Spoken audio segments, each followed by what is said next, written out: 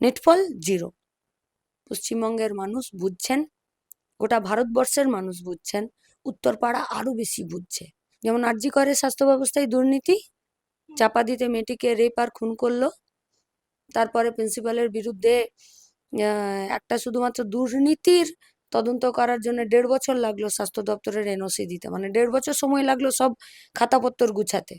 1.5 বছর সময় লাগলো কি করে স্বাস্থ্য দপ্তরের দুর্নীতি চাপা দিতে। এখানে কোনো একটা জায়গা থেকে একটা গণপরিবহন ব্যবস্থা, এখান থেকে শ্রীরামপুর কলকাতা যেতে ট্রেনের যোগাযোগ যতটুকু, তারপরে গোটা এলাকাটা যদি যেতে হয় তাহলে 100 টাকা 150 টাকা করে তাদের পকেটে টাকা লাগবে। তো মানুষের সাহসে আত্মবিশ্বাসী হয়ে মানুষকে সঙ্গে নিয়েই যে লড়াইটা 5টা বছর রাস্তায় লড়েছি, দীর্ঘকাল সময় ধরে পার্টি যে লড়াইটা লড়েছে মানুষকে সাথে নিয়ে, সেই লড়াইটাই 26-এর বিধানসভাতে, বিধানসভার ভেতরে চোখে চোখ রেখে হবে। আমাদের সঙ্গে এই মুহূর্তে রয়েছেন উত্তরপাড়া বিধানসভা কেন্দ্রের বাম মনোনীত সিপিআইএম এর প্রার্থী মীনাক্ষী মুখার্জি। মীনাক্ষী, তোমার কাছে জানতে চাইবো যে তুমি অনেকদিন ধরে উত্তরপাড়াতে ঘুরছো, মানুষের সাথে কথা বলছো, আজকে কোন্নগরে প্রচার করলে, মানুষের কি বার্তা পাচ্ছ সিপিআইএম এর প্রতি? গোটা পশ্চিমবঙ্গ জুড়েই আমরা লড়াইটা লড়েছি, মানুষকে সাথে নিয়ে লড়েছি। সেটা পঞ্চায়েতের লড়াই হোক, সেটা জাল স্যালাইনের বিরুদ্ধে হোক, সেটা ধর্মের নামে রাজনীতি, সেটা এসআইআর কে ওয়াকফকে কেন্দ্র করে দাঙ্গার পরিবেশ হোক, আরজি কর হোক, সেটা বেকারদের কাজের প্রশ্নে হোক, এই লড়াইটা আমরা লড়েছি এবং মানুষ সেখানে লড়াইটাতে আমাদের পাশে থেকেছে, মানুষ সাহস দিয়েছে। মানুষের সেই সাহসে আমরা আত্মবিশ্বাসী হয়েছি। সেই আত্মবিশ্বাসী হওয়ার সাথে সাথে বুঝেছি মানুষ তৃণমূলকে পছন্দ করছে না এবং মানুষ বিজেপিকে পশ্চিমবঙ্গে টিকতে দেবে না।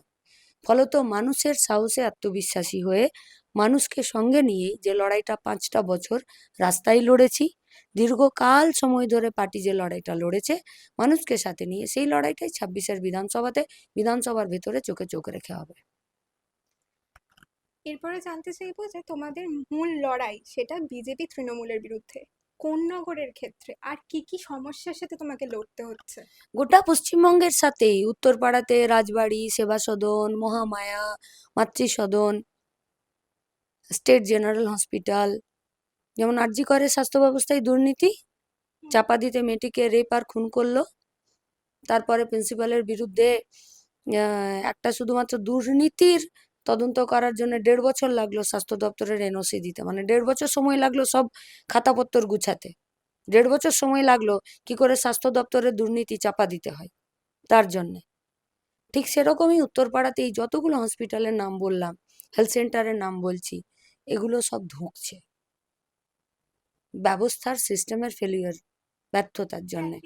এই গোটা পশ্চিমবঙ্গের সঙ্গে উত্তরপাড়াতেও ড্রেনেজ সিস্টেম, রাস্তাঘাট, সাবওয়ে, সেটা কাঁঠাল বাগান হোক, তেঁতুলতলা হোক, কলাপোল হোক, এই সব এলাকাগুলো জুড়ে এখানে কোনো একটা জায়গা থেকে একটা গণপরিবহন ব্যবস্থা, এখান থেকে শ্রীরামপুর কলকাতা যেতে ট্রেনের যোগাযোগ যতটুকু, তারপরে গোটা এলাকাটা যদি যেতে হয় তাহলে 100 টাকা 150 টাকা করে তাদের পকেটে টাকা লাগবে।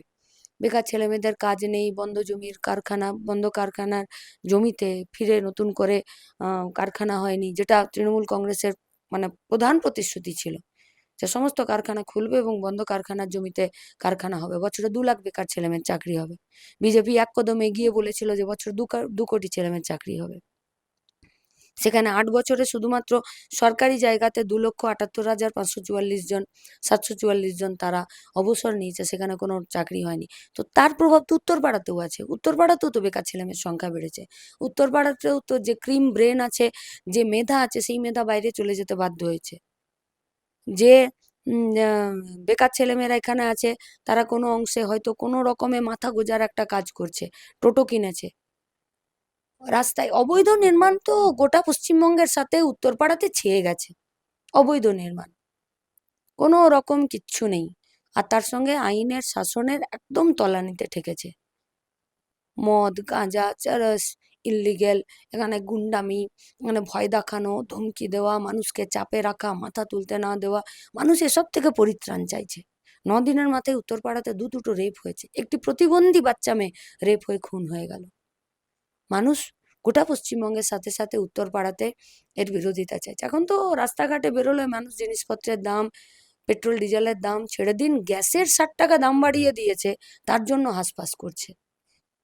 Iran, Israel, Palestine, Russia, Ukraine যুদ্ধ হচ্ছে, আমাদের দেশের সরকার তারা সঠিক কথা বলতে পারছে না, সঠিক বৈদেশিক নীতি নিতে পারছে না, প্রতিবেশী দেশগুলোর সঙ্গে সম্পর্ক খারাপ করে ফেলেছে।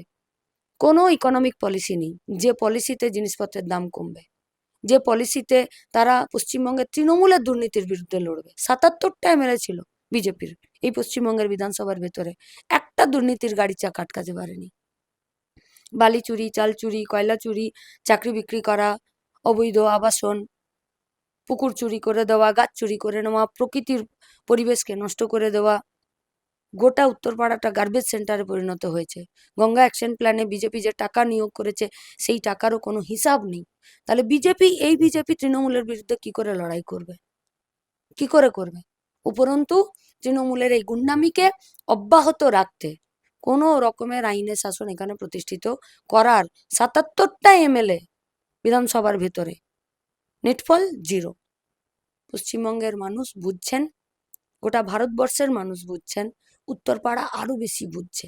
ফলত উত্তরপাড়া বাম প্রার্থীকে, বামেদেরকে, লাল ঝান্ডাকে, বাম মনস্ক, প্রগতিশীল, এখানকার মানুষ খুবই শান্তিপ্রিয়, গণতন্ত্র প্রিয়। এখানকার মানুষ রুচি, শিক্ষা, দীক্ষা, সংস্কৃতিতে উন্নত মানের, মানুষের কথাবার্তা, আবেগ উত্তরপাড়ার জন্যে, পশ্চিমবঙ্গের জন্যে, আমাদের ছেলে মেয়েদের জন্যে, তাদের যে আন্তরিকতা, তাদের যে মর্যাদা বোধ, তাদের যে আত্মসম্মান বোধ, সেই আত্মসম্মান মর্যাদা বোধকে এবং তাদের এই রুচিকে, তাদের এই সংস্কৃতি মনস্কতাকে আমাদেরকে রক্ষা করতে হবে। সেই রক্ষা করার দায়িত্ব তারাও দিতে প্রস্তুত, তারা নিতেও প্রস্তুত। আমরা এবং উত্তরপাড়ার সংস্কৃতি সম্পন্ন, সংস্কৃতিবান মানুষেরা, যারা রুচিশীল, যারা গণতন্ত্র প্রিয়, যারা শান্তিপ্রিয়, যারা আত্মমর্যাদা নিয়ে বেঁচে থাকতে চান, তারা সবাই মিলে এক জায়গায় আসতে চাইছেন। আমরা তারই কাজ করছি। ধন্যবাদ মীনাক্ষীদি, তোমার লড়াইয়ের জন্য শুভেচ্ছা। আর এই সংক্রান্ত বিধানসভা নির্বাচন সংক্রান্ত খবর দেখার জন্য নজর রাখতে হবে গণশক্তি ডিজিটালের পর্দায়। এই ভিডিওটিকে লাইক করুন, আপনার গুরুত্বপূর্ণ মতামত কমেন্টের মাধ্যমে আমাদের জানান এবং আমাদের চ্যানেলের ভিডিও সবার আগে দেখার জন্য ইউটিউবে গণশক্তিকে সাবস্ক্রাইব করুন, ফেসবুকে ফলো করুন এবং শেয়ার করুন আপনার পরিচিতদের মধ্যে। আমাদের চ্যানেলে আপলোড হওয়া ভিডিও নোটিফিকেশন পেতে বেল আইকনটি ক্লিক করতে ভুলবেন না।